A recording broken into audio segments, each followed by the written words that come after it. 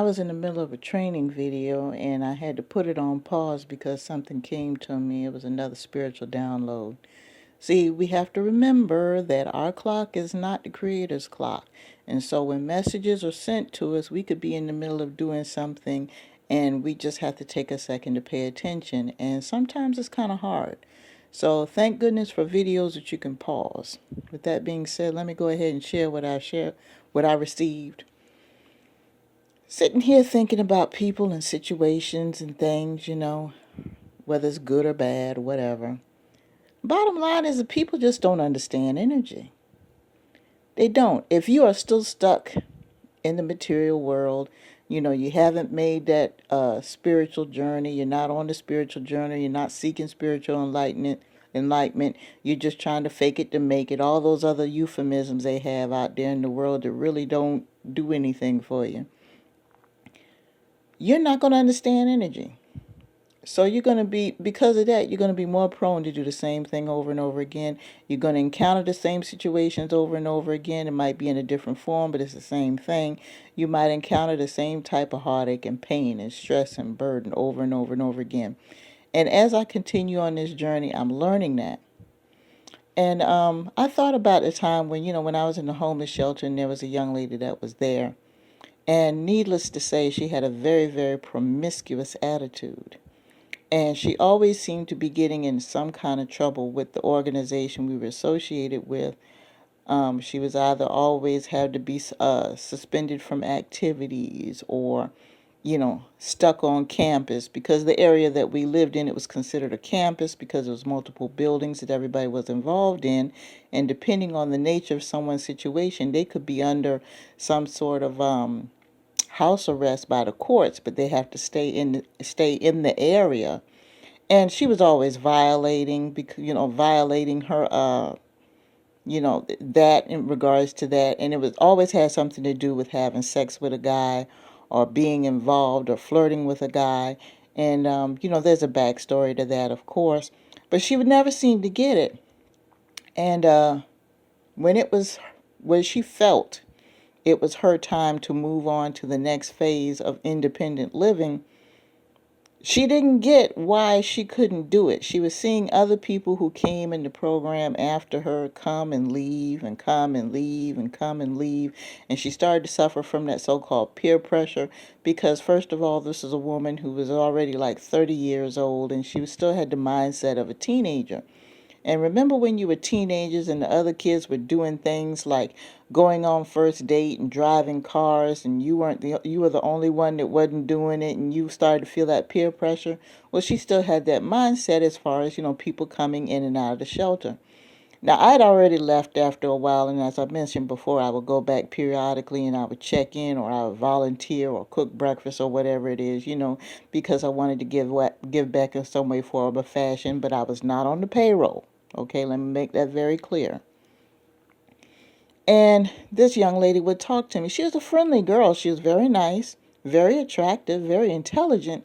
It's just that her promiscuous ways had gotten her into so much trouble to the point where during those times she became addicted to drugs and she got involved with the law in a situation where if the courts didn't take her into custody, so to speak, and put her in the program, she had a choice of either doing that or doing the time for the crime she committed. And the crime she committed was attempted murder.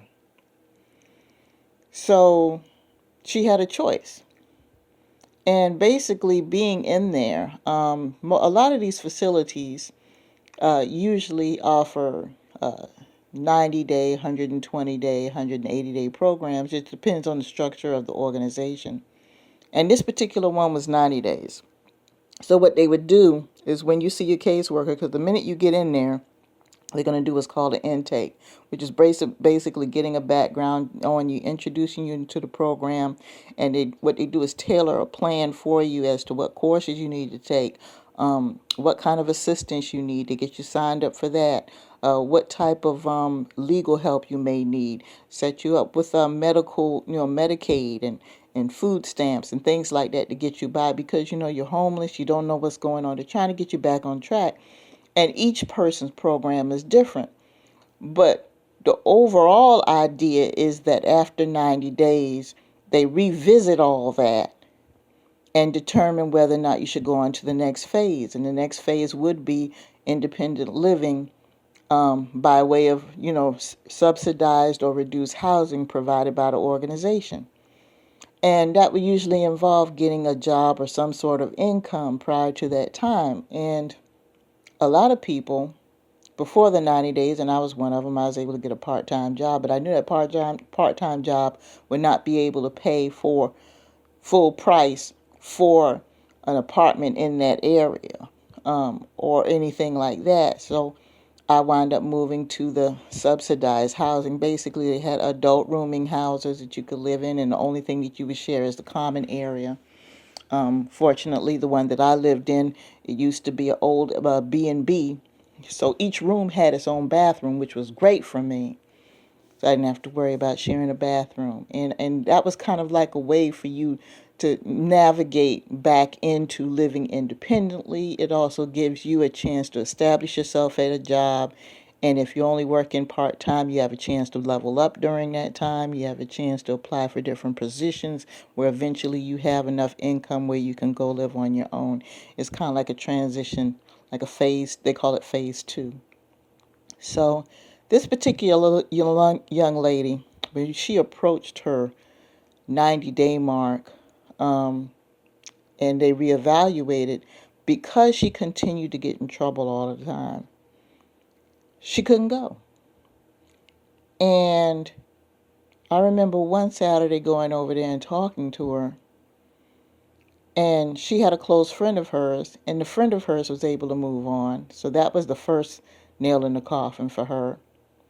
And it seems like she started to rebel even more, faking sick to stay out of classes, and,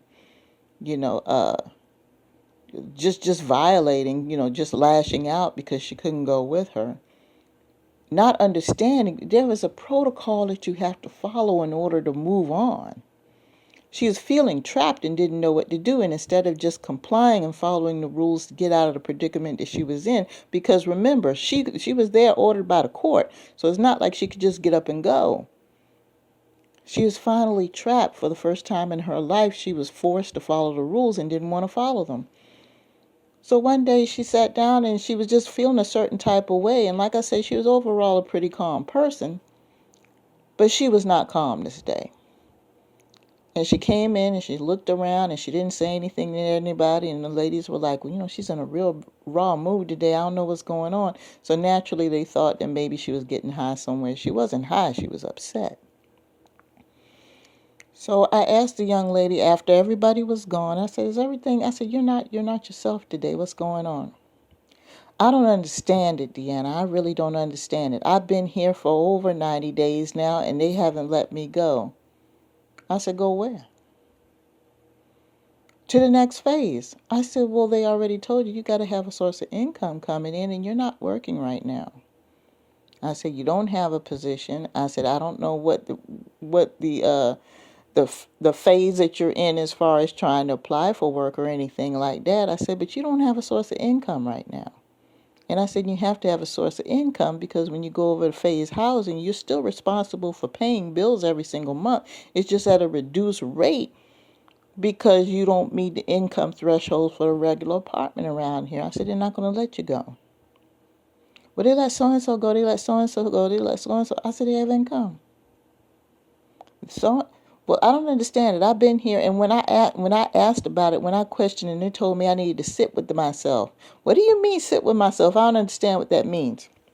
And see, that's the reason for my story, people. There are a lot of people right now that are going through things, going through things because of their own negative behaviors. And then when they ask why they're not getting what they're looking for, and somebody tells them they need to sit with themselves, they don't know what the hell that means. This young lady had no idea what it was like to be spiritually enlightened. I was just learning. I was just starting to learn myself. But when she said sit with yourself, I immediately knew what she meant. I immediately knew what people meant.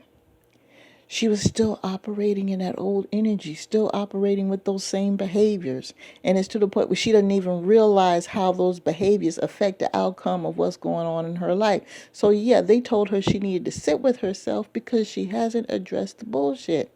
And a lot of us have not done it.